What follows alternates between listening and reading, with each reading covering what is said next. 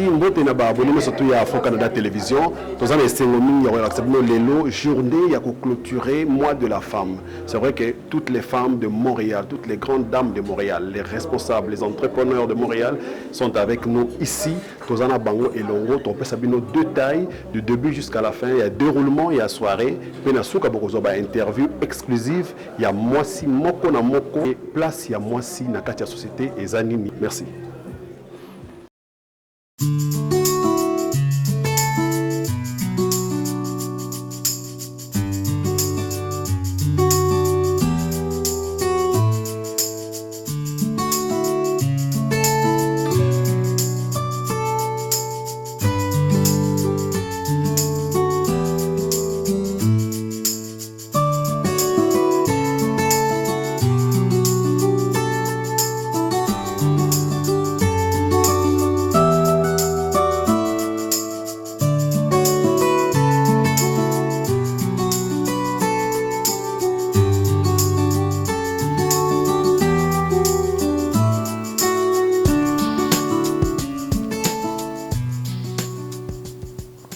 Merci beaucoup. Vous pouvez vous asseoir. Merci Maman Nathalie, c'est très apprécié. Je tiens à souligner que la communauté congolaise de Montréal métropolitain couvre la région de Montréal, donc l'île de Montréal, Laval, où nous sommes aujourd'hui, la rive sud, on a Longueuil jusqu'au Brossard. Pourquoi je fais cet éclaircissement, si je peux me permettre? C'est parce que Maman Nathalie nous vient de loin. Lorsqu'on l'a appelée, on a dit, Maman Nathalie, on a besoin de toi. On a besoin d'une femme pasteur. Elle vient de Sorel-Tracy. Donc, sous vos applaudissements. Soyez pas chiche, merci beaucoup. Elle a dû prendre le train, c'est 1 heure de train, hein, Maman Nathalie? De traverser, 1 heure. 1 heure de traverser pour être là avec nous et partager ce moment. C'est très apprécié, merci beaucoup. Alors aujourd'hui, on va partager ensemble des moments pour avoir l'échange d'expériences. Le mois des droits des femmes, on a un thème que les Nations Unies ont choisi. Chaque année, ils choisissent un thème. Cette année, le thème, c'est « Investir dans la femme, accélérer le rythme ». Alors nous avons un panel que Maman Rose va vous présenter tantôt, un panel de haute facture, des personnes expérimentées qui ont accepté bénévolement, gratuitement. Vous savez, les conférenciers, ça se paye. Hein? Alors, plus il y a des titres devant les noms, plus la facture peut être salée. Et des titres, il y en a devant les noms qu'on va vous donner. Mais ils ont dit oui.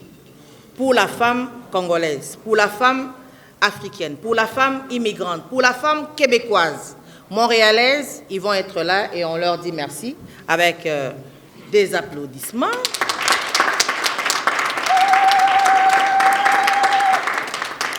Merci beaucoup. Aujourd'hui, je veux faire l'effort d'être continuellement en français parce que je suis congolais, moi français, moi lingala, façon. Mais comme toi, on a Bapaya, parce qu'on a des amis parmi nous qui ne sont pas congolais, qui ne comprennent pas forcément la lingala, donc on va faire l'effort de continuer en français. Mais qu'à cela ne tienne, je ne vais pas prendre beaucoup de temps puisqu'on a pris du temps. Moi, je n'ai pas une introduction à faire. Je voulais dire un mot, mais je me suis dit, qu'est-ce qu'on va dire? Le mois des droits des femmes. Accélérer le rythme. Investir dans la femme. Qui doit investir dans la femme? Qu'est-ce qu'il faut investir dans la femme? Comment il faut investir dans la femme? Accélérer le rythme. On parle de quel rythme?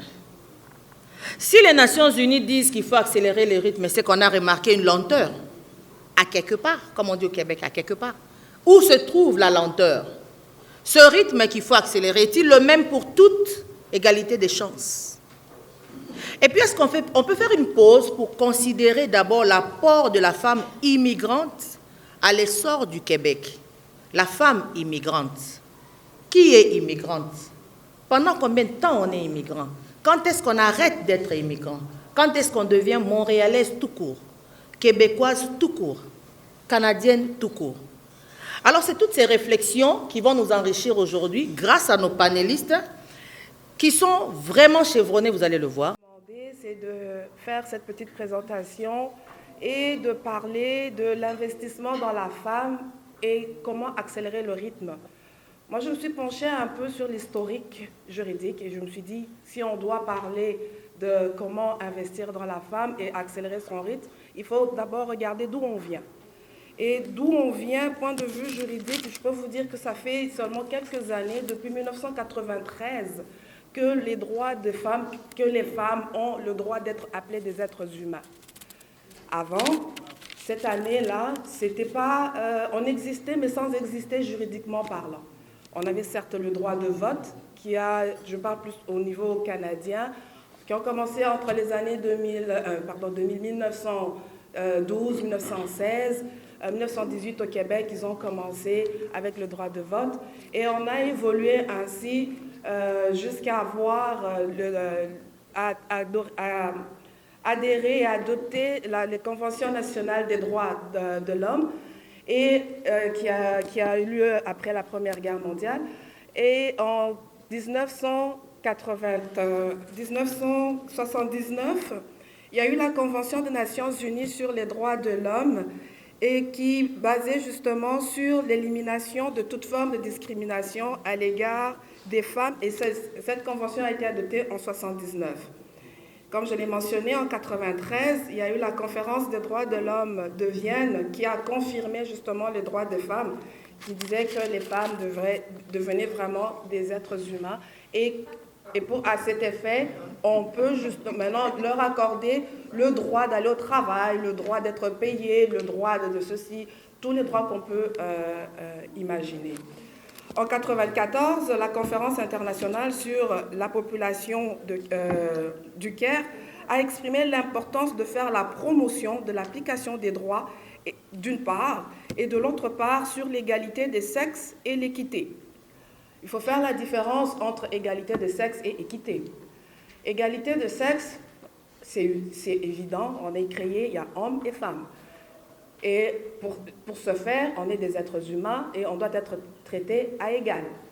Contrairement à l'équité, ça veut dire que les droits de chacun sont considérés. Par exemple, du point de vue salarial, si on a un homme qui est directeur et qu'on a une femme qui est directrice, eh bien le salaire doit être égal. On ne va pas considérer, parce qu'elle va prendre un congé de maternité, et bien on va calculer son salaire par rapport à une différenciation ou par rapport au fait qu'elle va prendre des jours ou des mois de congé et que l'homme n'est pas en congé.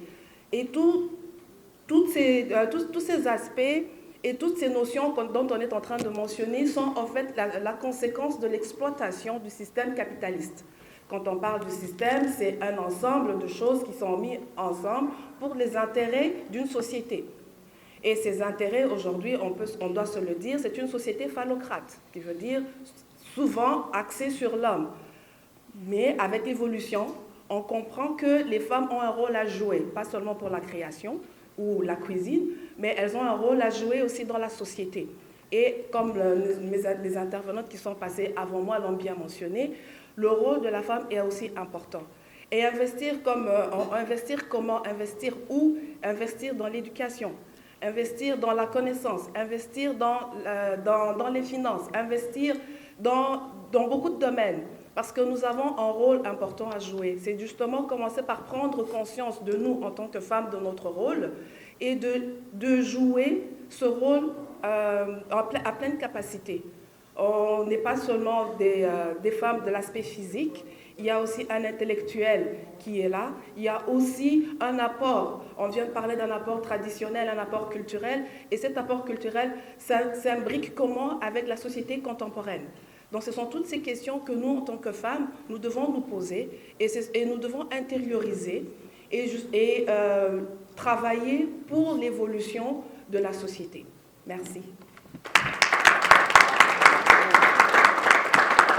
Comme attaché juridique auprès des organismes internationaux. Bravo. Merci. Voici Madame Maître Moussa Oumwele Martine. Merci beaucoup. Je profite de l'occasion pour remercier la COCOM et toute son équipe, bien entendu, avec sa présidente. Merci pour cette invitation, Maître Mouchambi. C'est très apprécié. L'équipe également du restaurant Molokai, merci de toujours nous réserver un accueil aussi chaleureux. Bonsoir à vous toutes, bonsoir à vous tous. Quel plaisir de vous retrouver ici ce soir. C'est une belle occasion en terminant ce mois-ci, en période Pascal d'être reconnaissant de cette célébration de la Journée internationale des droits de la femme, qui coïncide quand même de façon intéressante avec également l'approche de la fin de cette décennie afro-descendante telle qu'elle avait été nommée par les Nations Unies. Je le mentionne parce que je pense que ça nous appelle à une belle réflexion collective sur qu'est-ce qui nous attend pour la suite. Rapidement, pour ce mot d'introduction, j'aurai l'occasion de partager avec vous ce soir quelques réflexions avec ma collègue Gracia Kasoki-Katawa-Mérès de Côte-des-Neiges Notre-Dame-de-Grâce, notamment sur la place des femmes en politique. Le thème le dit ce soir, nous réfléchissons sur investir dans la femme, accélérer le rythme. Pour ma part, je rejoins les propos de Madame Mundela. Je crois que si l'on cherche à accélérer le rythme, il faut continuer, d'autant plus que jamais, à miser d'abord sur l'éducation. Mais une éducation qui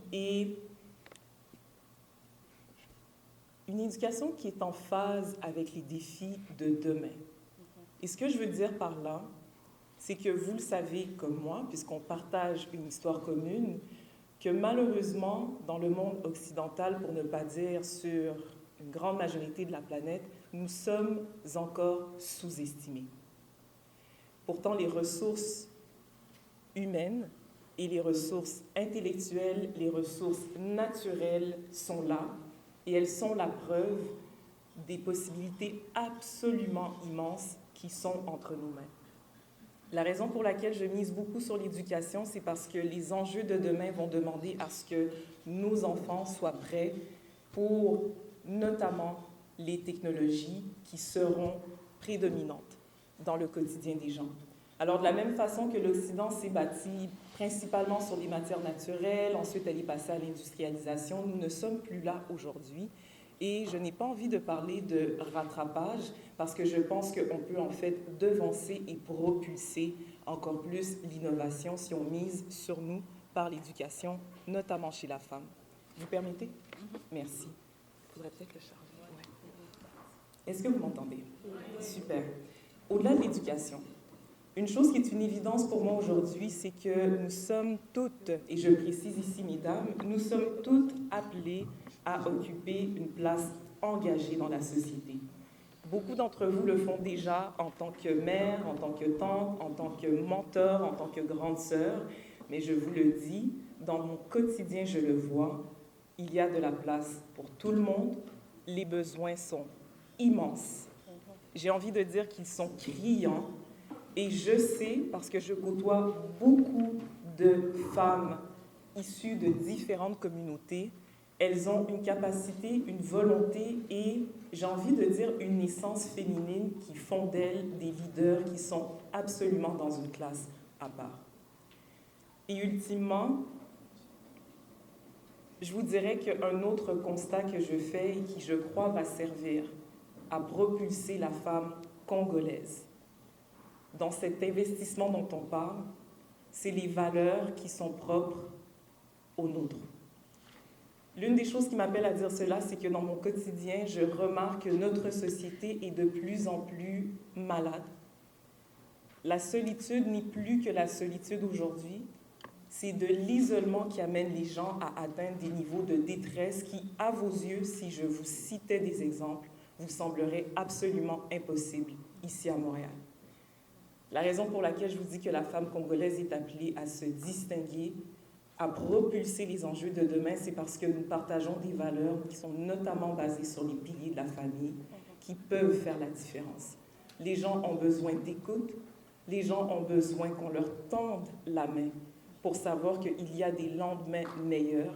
Ils ont besoin de leaders qui sont courageuses et qui ont le cœur sur la main. Merci.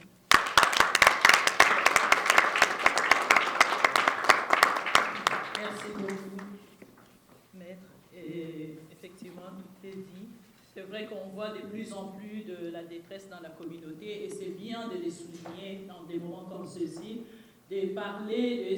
Si vous avez des compétences, si vous connaissez quelqu'un qui qui traversent une situation difficile, parlez-en. Appelez la COCOM, vous avez la page Facebook de la COCOM, écrivez-nous.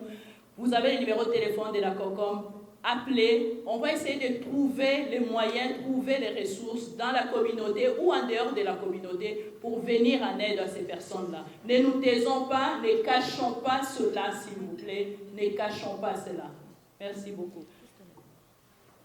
Je voulais juste prendre une seconde pour ajouter une chose. Le mercredi dernier, nous avions une réunion avec l'ambassadeur de la République démocratique du Congo, tous les présidents des communautés congolaises à travers le Canada, et on a encore parlé de cette détresse de l'isolement. On a malheureusement un étudiant qui vient de se suicider, et la détresse, on n'avait pas ces cas de suicide avant, mais ça devient récurrent. Donc, c'était le mercredi de cette semaine. La semaine qui vient de passer, il y a un étudiant qui s'est suicidé dans notre communauté. C'est vraiment triste. Donc, c'est très important. L'isolement peut avoir un coup sur le moral. Parlez-en, appelez. On a besoin d'écoute. Merci. Je suis une femme malinquée, donc pas douée en technologie. Donc je disais, nos communautés ont en commun les mêmes besoins, plus ou moins, c'est juste la langue qui nous différencie. Moi, dans ma communauté, les difficultés qu'on a recensées plus ou moins pour nos nouvelles arrivantes, c'est le mode de francisation. Et l'intégration passe souvent par cela, et parce que très généralement, la plupart ne sont pas aussi éduqués.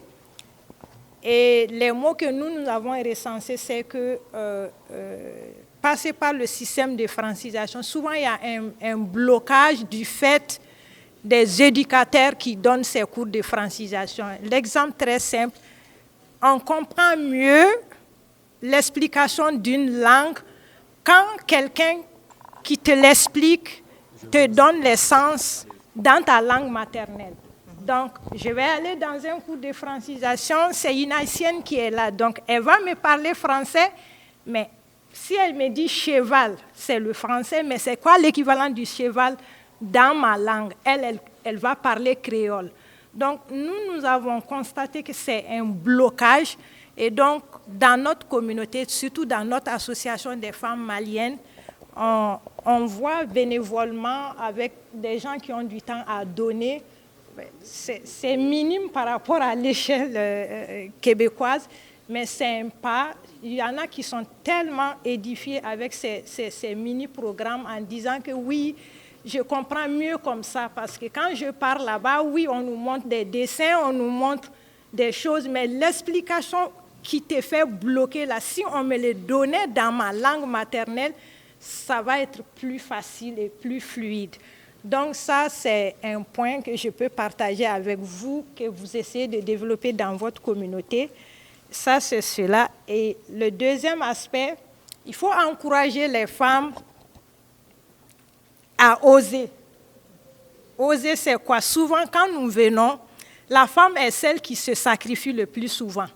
Parce qu'on a le modèle traditionnel de chez nous, la femme reste à la maison avec les enfants. Donc souvent, quand les couples arrivent, c'est la femme qui prend 10 années de sa vie. Elle va rester à la maison, c'est elle qui va faire les travaux difficiles. Monsieur va aller peut-être à l'école, se performer, et c'est lui, sa situation qui va changer. Donc au finish, au bout de 15 ans, ça ne tente plus d'aller à l'école, parce qu'il y a l'âge qui est là, il y a d'autres réalités qui s'associent. C'est de voir aussi dans les communautés comment essayer de faire pour que cet avancement soit concurrent pour le couple, que ce ne soit pas juste la femme qui se sacrifie, ce qui est de manière générale. Donc, mettre un accent sur cet aspect, moi, je pense que c'est un modèle d'accélération aussi. Et pour finir, j'avais un troisième point qui me passe par l'esprit. OK. Le troisième aspect, c'est de se détacher tout petit peu de nos poids culturels. Je m'explique. On dit souvent, il y a un adage de chez nous qui dit qu'il est commun aussi, un tronc d'arbre a beau séjourner dans le fleuve, il ne deviendra pas caïman. c'est clair, on va vieillir ici, on va s'intégrer, on va être des Canadiens québécois, on restera toujours de notre origine. Donc, essayer de développer ce passage culturel à nos enfants, parce que nous avons la chance, on est venu adulte, on a gardé nos bases, mais très souvent, on voit que nos enfants, il y a une coupure qui est là. Elle est très claire. Donc, nous, dans notre communauté, on a essayé d'instaurer un climat d'échange aussi basé sur le partage de ces valeurs culturelles de nos origines à nos enfants. Par moment, on organise des fêtes de tabaski, des soirées d'enterrement de jeunes filles à la malienne, comme par exemple. Donc, on incite les mamans à amener les enfants pour qu'ils voient cet échange culturel afin que, bien sûr, c'est des Canadiens québécois, mais qui puissent avoir ce minimum qu'on a, nous, en tant que leurs parents. Donc, ça leur servira tout au long de leur vie. Avoir cette africanité en eux, ça ne les empêcherait pas d'être des Canadiens et ça ne les empêcherait pas de vouloir aller là où ils veulent et ça ne les empêcherait pas non plus d'aspirer à des hauts places, à des hauts postes comme nous, leurs parents qui sommes de première souche, on a pu faire cet élargissement. On a stipulé que chaque panéliste avait 5 minutes. Ah, désolé. On va rappeler ça tout à l'heure. Je m'excuse. Et voilà. Donc là, on est à la... Comme ma collègue Martine Moussa-Omwele, donc présidente du Conseil de Ville de Montréal, je veux remercier la COCOM, donc la présidence ensemble du Conseil d'administration pour l'organisation de cet événement, distingués invités qui m'ont vu grandir par ailleurs. Je reviendrai là-dessus. Ça me fait vraiment très plaisir d'être parmi vous ce soir pour discuter d'un thème extrêmement important. Et puis, je sais que c'est 5 minutes, on aura des questions tout à l'heure, mais il y a 3 choses que j'aimerais partager avec vous. C'est l'importance d'investir dans nos filles, l'importance d'investir dans nos garçons et nos familles, et puis encourager et propulser les initiatives de ces femmes, justement. Je vais beaucoup parler des femmes ici, au Québec, sauf que je veux d'emblée dire que, pour moi, les femmes congolaises au Congo, j'ai une pensée particulière pour les femmes de l'Est. J'ai peu de mots, en fait, pour décrire le courage dont elles font preuve depuis tant de décennies. Et souvent, vous savez, lorsque je vais dans différents forums, j'explique qu'il est impossible pour moi de baisser les yeux devant quelqu'un parce que je sais qu'elle sang coule dans mes veines.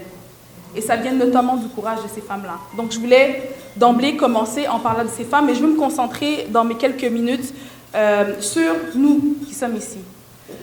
Tout à l'heure, je disais que sur ce panel, il y a des personnes avec qui j'ai grandi. C'est vrai. Plusieurs personnes, d'autres personnes aussi dans la salle, vous avez fait de moi la personne que je suis aujourd'hui parce que vous avez investi dans vos filles. Moi, je pourrais même parler de Martine Moussa-Omwele. Il y a plusieurs jeunes femmes congolaises qui sont dans des positions de leadership intéressantes et importantes, que ce soit au Québec, à Montréal ou même dans le monde. Et ça, c'est grâce à toutes les personnes qui nous ont soutenus, qui nous ont fait grandir, qui nous ont donné confiance en nous, qui nous ont expliqué qu'on avait de la valeur, qui nous ont partagé notre histoire, qui m'ont expliqué que je venais de la colline de Kivunano là-bas, qui m'ont expliqué en fait tous les défis par lesquels mes parents ont traversé, qui m'ont expliqué comment plusieurs familles congolaises, je peux parler des Nandé par exemple, tout le travail que font les femmes Nandé et puis leur force de caractère, d'où ça vient. Donc toutes les personnes qui m'ont expliqué qui je suis ont permis de faire en sorte qu'aujourd'hui je ne baisse pas les yeux, je ne baisserai jamais les yeux devant personne.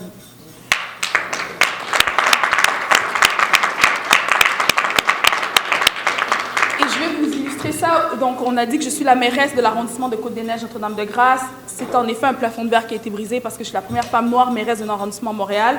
Mais en février dernier, j'ai été nommée aussi membre du comité exécutif de la ville de Montréal, responsable des ressources humaines, de la lutte au racisme et des discriminations systémiques et de la réconciliation avec les peuples autochtones.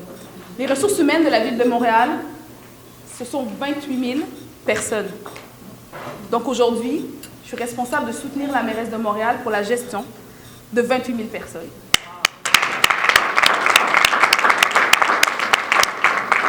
Je vous parle de ça parce que parfois, dans des conversations avec des personnes très, très, très importantes à la ville, je dois avoir le courage, l'audace de regarder les gens dans les yeux et de leur dire est-ce que pour devenir la meilleure version d'eux-mêmes et soutenir leurs sœurs, leurs femmes et toutes les femmes finalement qui les entourent, c'est quelque chose qui est important aussi. Et ça, je tenais à le souligner. Donc, tout ce que j'ai dit pour les jeunes femmes, c'est aussi valable pour les jeunes hommes. Je pense que nos jeunes hommes ont des difficultés particulières, puis on le voit dans des éléments d'actualité dont on discute. Donc, je pense c'est important de se pencher sur nos jeunes garçons pour qu'ils puissent s'accomplir, avoir la confiance en eux aussi pour devenir des citoyens en part entière et contribuer à cette société. Je vais continuer. J'ai parlé de ce que la famille m'a insufflé, mais la famille, pour moi, c'est plus, vous le savez, c'est plus que papa, maman et les frères et sœurs. C'est tous les tontons, toutes les tantines qui passaient à la maison, qui m'ont engueulé plusieurs fois aussi pour m'expliquer la vie. Donc, c'est toutes ces conversations-là que j'ai eues qui ont fait de moi qui je suis. Donc, j'ai envie de dire, je sais que la COCOM fait ce travail depuis longtemps. Il faut continuer, en fait, à soutenir nos familles pour que nos familles aient les outils nécessaires pour accompagner les jeunes femmes, les jeunes hommes, que ce soit la jeunesse, l'adolescence, pour qu'ils puissent devenir des adultes accomplis. Et je termine, promis, je termine, sur le fait qu'il y a plusieurs d'entre nous, femmes, qui avons des initiatives ici au Québec. Et donc, je vous encouragerais à encourager ces femmes. Donnez-leur un coup de main. Appelez des gens pour participer à leurs activités. Moi, je dois dire, je le répète, je l'ai souvent dit, il y a plusieurs personnes parmi vous vous êtes venus cogner aux portes dans Côte-des-Neiges, Notre-Dame-de-Grâce, pour que je puisse être aujourd'hui l'élu de cet arrondissement. Donc, il y a des élections qui arrivent en 2025. Il y a nous qui sommes ici à Montréal. Il y en a aussi qui sont à Longueuil. Allez rencontrer ces femmes-là et demandez-leur comment vous pouvez les aider. Peut-être que d'autres aussi vont embarquer dans la course. On doit tous se tenir. Excusez-moi, monsieur le directeur, je vous demanderai, s'il vous plaît, d'aller refaire le travail, de me revenir avec des réponses pour qu'on puisse procéder et vous donner votre autorisation. Pour que je puisse être en mesure de faire ça, c'est parce que mon père, ma mère m'ont toujours dit, en fait, que j'avais énormément de valeur, que j'avais toujours ma place quelque part, et que ce monde m'appartient autant qu'il appartient à ces personnes de grande importance dont je suis responsable aujourd'hui. Donc, ce message-là, je crois qu'il faut l'insuffler dans chacune de nos filles. Puis il y en a ce soir ici, je vous regarde, je pense à vous. Sachez que vous avez beaucoup, beaucoup de valeur pour cette société ici au Québec, que ce Québec est le vôtre, peu importe ce que les gens vont vous dire, et que vous avez votre place. Il y a beaucoup de besoins, il y a beaucoup de place pour vous. Donc, foncez, mesdemoiselles, foncez.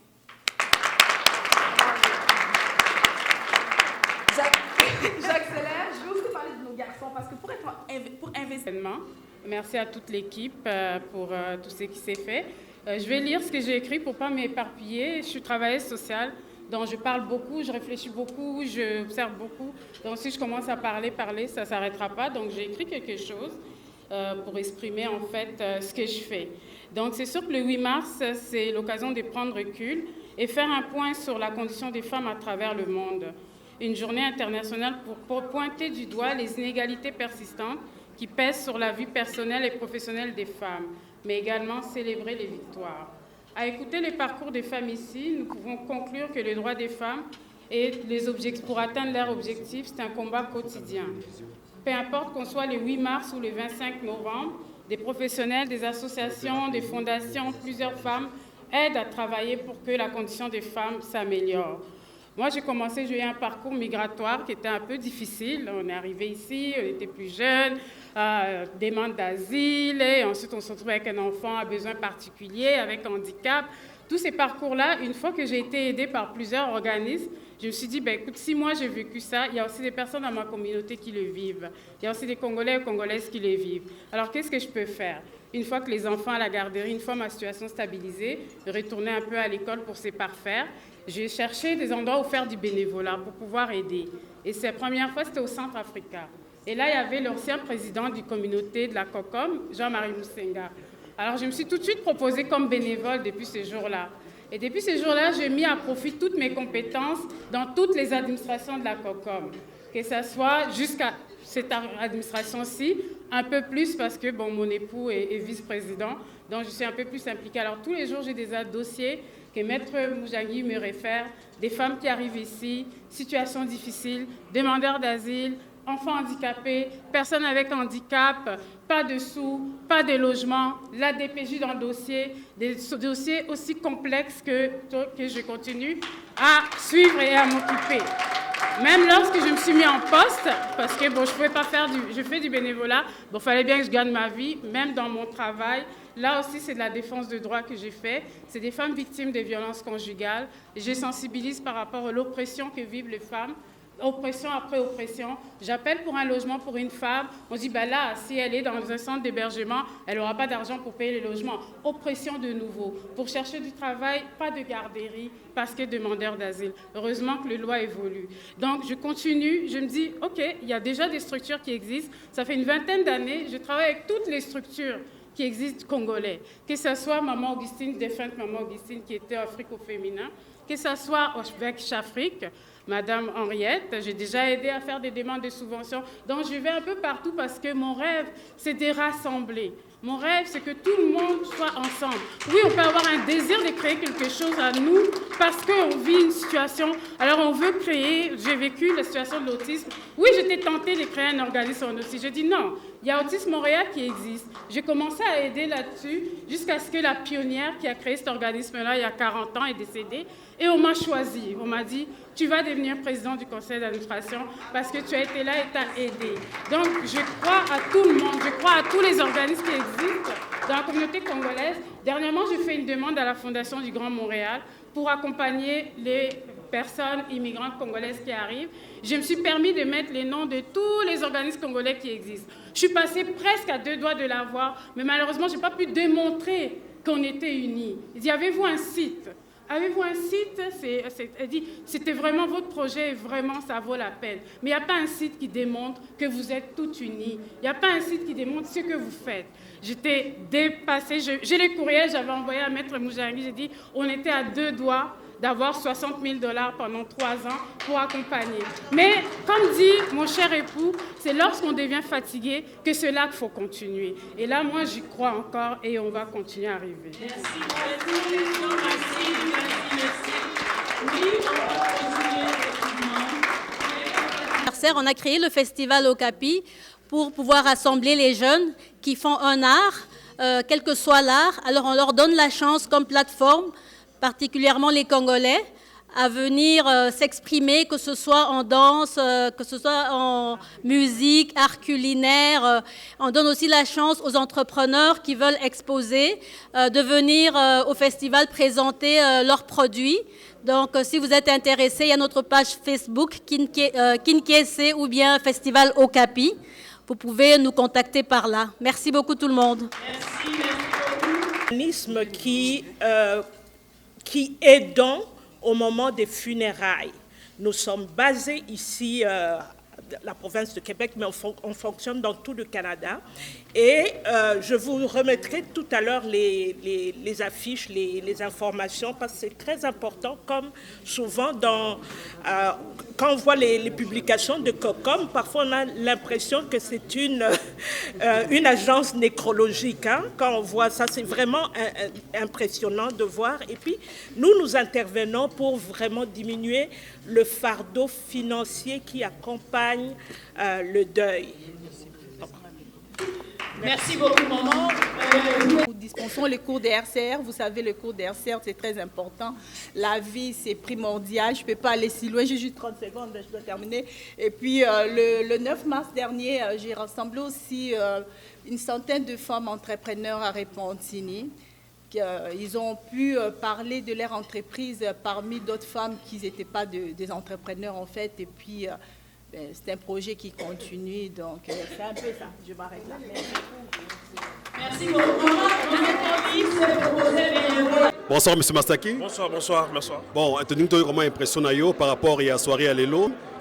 Comme organisé soirée pour nous remercier ou bien pour nous exposer thème il y a année pour le mois de la femme. Impression d'abord par rapport à la place qu'occupe aujourd'hui la femme. Mais de toute façon, moi-même, en tant que père et puis ayant une fille aînée, ma fille qui a 11 ans maintenant, j'ai trouvé ça très intéressant, l'inspiration que les femmes congolaises, les rôles qu'elles occupent dans la société canadienne, québécoise, ça m'a beaucoup inspiré à savoir comment j'éduquerai ma propre fille. À lui dire qu'exactement, il ne faut pas avoir peur de quoi que ce soit, elle doit être fière d'être femme, fière d'être fille. Ça, c'était vraiment impressionnant. Vraiment, c'était un plaisir. Mais quel est votre rapport, vous, en tant qu'homme, parent, à l'égard de la femme? Mais moi, personnellement, ma propre fille a lu les livres Père riche, Père pauvre. Je lui ai fait lire les livres parce que c'est très important. L'autonomie financière, ça commence aussi par l'autonomie de la femme avec ses moyens, ses propres moyens. Donc, encourager les femmes à devenir des entrepreneurs, ça c'est le thème là où moi-même, en tant qu'entrepreneur, j'encourage beaucoup les femmes. Nous travaillons très fort à pouvoir redonner à la femme sa liberté financière. C'est très important que la femme congolaise ici devienne libre financièrement, parce que quand elle est libre financièrement, elle peut tout faire, elle peut se reposer, et elle va être moins fatiguée. Et puis aussi, nous l'éduquons aussi à savoir comment est-ce qu'elle pourrait profiter encore plus quand elle travaille beaucoup plus fort et payer moins d'impôts. C'est très important. Okay? Est-ce que quand vous voyez la femme aujourd'hui dans la communauté, vous êtes fiers? Ben absolument, très fiers. Nous avons des femmes ici aujourd'hui. On a eu la mairesse, Madame Gracia Katawa, qui est la mairesse de NDG Côte-des-Neiges. Nous avons eu la présidente du conseil de la ville de Montréal. Nous avons eu d'autres femmes qui sont des leaders dans le monde entrepreneurial au niveau de Montréal. Donc on est très fiers de la femme. On a aussi des femmes qui n'ont pas eu le temps de parler, mais qui sont des infirmières, qui sont des fonctionnaires. Bon, donc nous sommes fiers d'être Congolais, à avoir des femmes à ce niveau-là. Nous, en tant qu'hommes congolais, mais il est temps que nous puissions encourager nos femmes. Et tout le Kabangote, tout le Kabango peut se développer, va s'épanouir. Ça, c'est très important. Merci beaucoup. Bonsoir, Mégé. Bonsoir, Papa Philémon. Tomonio na soirée à l'élo. Oui, on d'abord Nini, présence dans Awa et Ponanini. Ma présence dans Awa, l'élo, qui est invité par la COCOM pour en fait Batumsou Baebinga Te et ça qui peut occasion pour Nanga de se présenter Batuba Bayebanga EP na communauté na biso. Mais j'ai en tant que moi la moisi les lois Izali dernière journée il y a mois de la femme. Les sons nini oyo retenir par rapport à la soirée on est l'équipe sur la femme. Les sorts qu'on a retenir pour la femme, c'est que moi si il faut amiller na kati na ye eloko nini azali abimisa ba potentiel abimisa oyo eza kati na ye moi si azalaka te que non na ndaku bana et tout donc asa de l'homme so ça moi si faut la créatif à créer ayeba eloko nini et plus ni na repartir la société rencontre na yo na ba entrepreneur ebel baza awa et ça ndeni ça linga bien makasi encourager nga na zuli susu ba idée belé en tout cas pendant que sous liboso na forcer le sous makasi. Un mot pour la chaîne Abisso Afro Canada après être clôturé Abisso. On a Afro Canada en tout cas la chaîne moko na moi déjà ba image kitoko en tout cas félicitations pour na yo et donc abonné to soit na Canada donc ba courage belé to bi que biso sto leka awa et puis bana Canada Montréal de partout tozo beng sabino donc chaîne oyo ce qu'on a besoin moi publicité au lobby la ba fête tout ça là donc bon hésiter te besoin Afro Canada pour ça dessus. Merci beaucoup. Ben moi je loue cette initiative, c'est une belle parce que il faut vraiment qu'il y ait des activités comme ça régulièrement, pas seulement pour le mois de la femme, parce que ici il faut parler de la femme. Hein? Le thème c'était quoi? Accélérer le rythme de la femme. Il faut d'abord que, comme j'ai dit tantôt, il faut investir dans la femme. Pour investir dans la femme, il faut que la femme apprenne à se connaître d'abord elle-même. Avant qu'on investisse sur elle, avant qu'elle investisse sur soi, il faut qu'elle s'investisse sur elle-même. Dans quel sens? Elle doit se connaître. Elle doit connaître le potentiel qu'elle a, la valeur qu'elle a, quels sont les talents qu'elle a. Parce que chacun de nous, en tout cas, Dieu, le Créateur, n'a pas fait venir des gens comme ça. Là. Il a tout préparé, il a déposé chaque chose, du talent dans chaque être humain. Alors la femme doit découvrir ce qu'elle a comme potentiel. et travailler cela. Mais pour qu'elle travaille là-dessus, il faut qu'elle soit en bonne santé. Vous savez, l'être humain est tripartite. Il y a l'esprit, l'âme et le corps. Il faut qu'au niveau de l'esprit, même si la femme reçoit des idées, parce que c'est Dieu qui donne des idées, même si elle peut découvrir le talent qu'elle a, mais il faut qu'au niveau de l'âme, émotionnellement, qu'elle soit en bonne santé, qu'elle soit bien dans son âme. Parce que même si elle n'est pas bien dans son âme, malgré ou peu importe les talents ou le potentiel qu'elle a, cela ne va pas se manifester. Mais quel est votre apport, vous, en tant que femme, pour aider la genre féminine? Ben, moi, je suis disponible. Comme j'ai dit, je suis multitâche, je fais beaucoup de choses, mais présentement, hormis le cinéma, je crée des bijoux. Donc, je donne des formations. Et en même temps, on aidant les femmes à découvrir le talent. Parce que lorsqu'on a un talent qu'on a découvert, ça nous pousse, ça nous amène à découvrir un deuxième, un troisième et pourquoi pas plus. Donc, moi, je suis là, je donne des formations. J'aide les femmes à découvrir. C'est vrai, moi, je crée des bijoux, mais une autre femme peut apprendre à créer des bijoux. Et à part la création des bijoux, elle peut découvrir encore d'autres talents. Elle peut faire de ça son entreprise. Et elle peut créer l'entrepreneuriat là-dedans. Ça nous fera plaisir de vous recevoir dans notre plateau. Si jamais vous avez le temps, vous avez notre carte, appelez-nous pour votre disponibilité et on vous recevra pour parler en long et en large. Merci, le plaisir est pour moi. C'est moi qui vous remercie. Ce fut un immense plaisir pour moi d'être invitée par la communauté congolaise, les femmes congolaises, je dirais la femme africaine tout court. Bien sûr. Donc ma présence aujourd'hui m'a permis de confirmer finalement que toutes les femmes immigrantes ici d'origine africaine, peu importe le pays, on a les mêmes problématiques. Donc, congolaise n'est pas différente de la malienne. Mais bien sûr, mais puisqu'on a les mêmes problématiques, comment faire pour résoudre ce problème qui ronge toutes les femmes d'Afrique? Ok. Ben, je ferai un appel vraiment à nos pères, à nos maris et à nos enfants garçons, bien évidemment, parce que la première problématique, c'est que de culture, on nous a élevés avec cette réalité que la femme doit être celle qui doit être derrière l'homme. Donc, elle doit être à la maison. Comme finalement, on n'a pas de place si ce n'est que s'occuper des assiettes. Si ce n'est que s'occuper des assiettes. C'est un plaisir pour nous, mais on aimerait vous recevoir dans notre plateau sur Afro Canada Télévision. Est-ce que vous êtes disponible pour venir nous voir? Ça sera avec plaisir. Merci beaucoup. Si vous parlez de la femme, c'est avec plaisir. Merci beaucoup. Bonsoir. Au revoir. Bonsoir, Madame Grace. Bonsoir, bonsoir. C'est un grand plaisir pour nous de vous recevoir sur Afro Canada Télévision. Et ça fait plaisir d'être ici avec la communauté ce soir. En tout cas, je dois déjà vous avouer que beaucoup de gens dans la communauté ne vous connaissent pas. Si vous pouvez vous présenter vous-même, ça fera plaisir.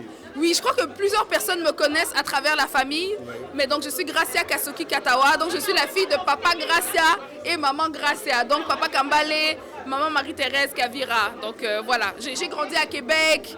Je suis à Montréal depuis 2009 environ. Mais voilà, je suis une enfant du Congo qui a grandi au Québec, quoi. Vous êtes mairesse de Côte-des-Neiges. Oui. Votre présence ici? Ben écoutez, moi, être ici, c'est vraiment revenir dans la famille. Hein. Comme je suis mairesse de Côte-des-Neiges, Notre-Dame-de-Grâce, donc l'arrondissement de Montréal, mais je suis aussi membre du comité exécutif de la mairesse de Montréal. Donc, pour moi, revenir ici, je vois des tontons, des tantines qui m'ont fait grandir. Vraiment, donc, je reviens dans la famille. Je me vois encore, lorsque j'étais toute jeune, mes parents ont toujours été impliqués dans la communauté congolaise à Québec, mais donc aussi avec les autres communautés congolaises. J'étais là, on ramassait les chaises. Donc, je vois des jeunes qui font la même chose que ce que j'ai fait en fait en grandissant, et franchement ça fait du bien, quoi. Ça fait du bien de revenir à la maison. Parlons du thème de cette soirée. Oui. Comment vous avez trouvé? En fait, c'est un thème extrêmement important. On est en train de clore le mois des droits des femmes.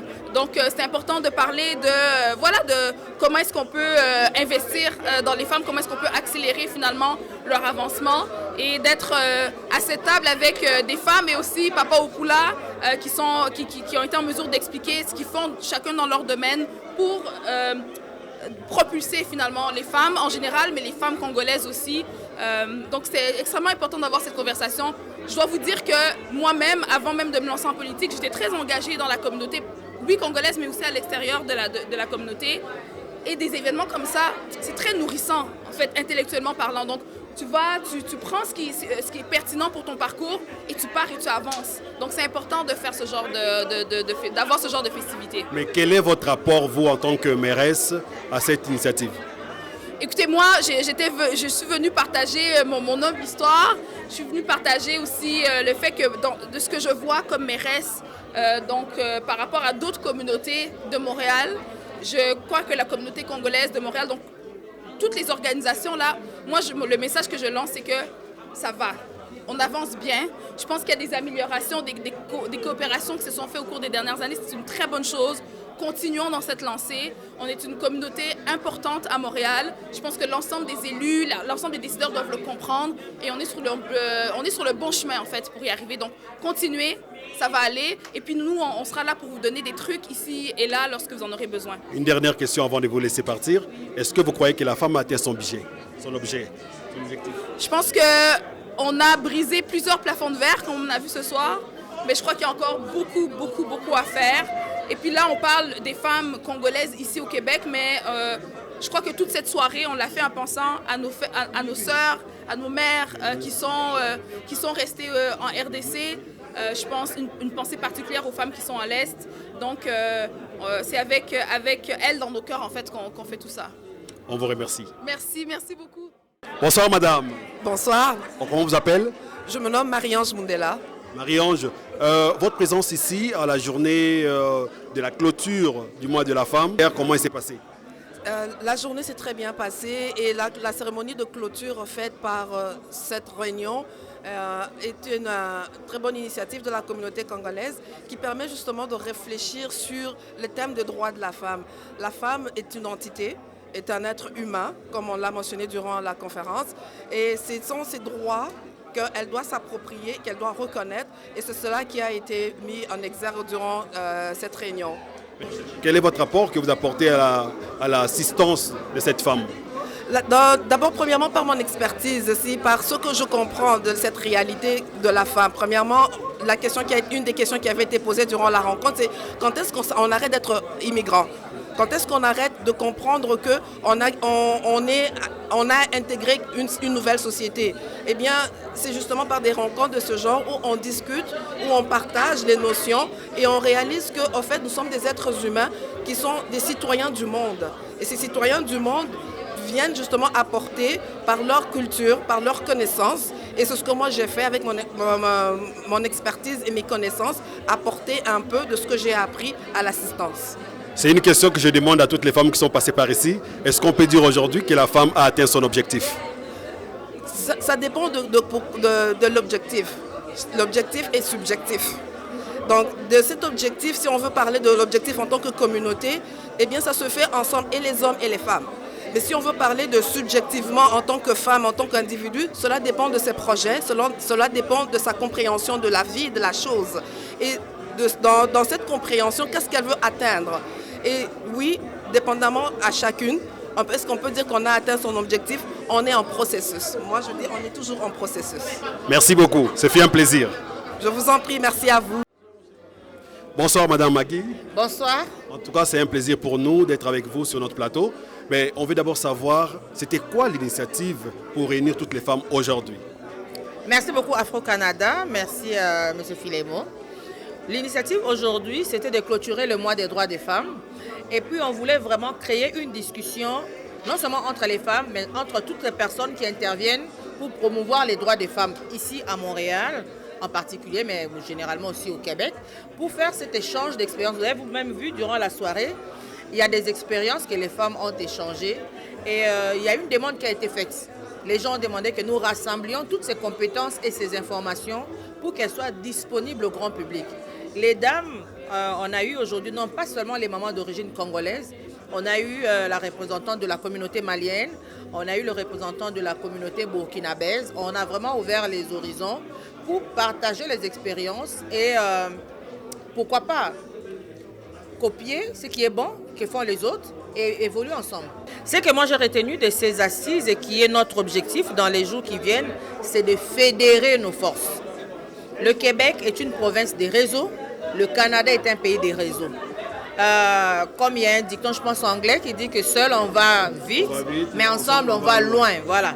Nous voulons fédérer nos forces. Vous avez entendu, on a des femmes entrepreneurs, on a des femmes intervenantes sociales, on a des femmes qui sont dans le milieu professionnel, on a des femmes chimistes, on a des femmes juristes, j'en suis une moi-même.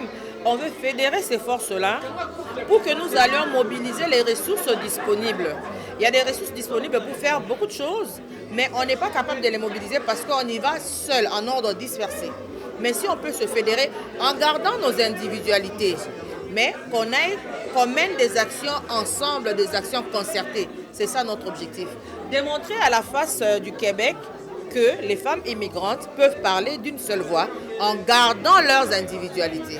Une dernière question avant de vous laisser. Est-ce qu'on peut dire aujourd'hui que la femme a atteint son apogée? On peut dire que la femme a fait du chemin. Vous avez entendu les panélistes depuis les années 1910, le droit des votes et puis l'égalité de salaire, l'égalité des chances. On a fait un grand chemin, il y a du chemin à faire, mais on peut dire que la femme a fait du chemin, qu'on peut apprécier, mais il y a toujours possibilité d'améliorer. Voilà pourquoi on va accélérer le rythme. On va accélérer le rythme, ça sera l'objet de notre prochaine émission avec vous sur Plateau.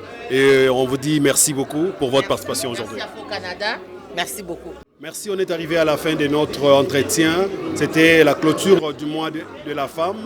Et nous vous disons un grand merci pour tout ce qui avait suivi. On vous demande de vous abonner si c'est pour la première fois que vous nous regardez. Je salue ici la présence de M. Paty Nkere qui a été derrière la caméra. Je salue les amis de Afro-Canada. Je salue les amis de Diaspora Consciente, à Bobo, Zaïzaï, Boutique Madiabou. Je vous salue tous et restez branchés sur Afro-Canada Télévision.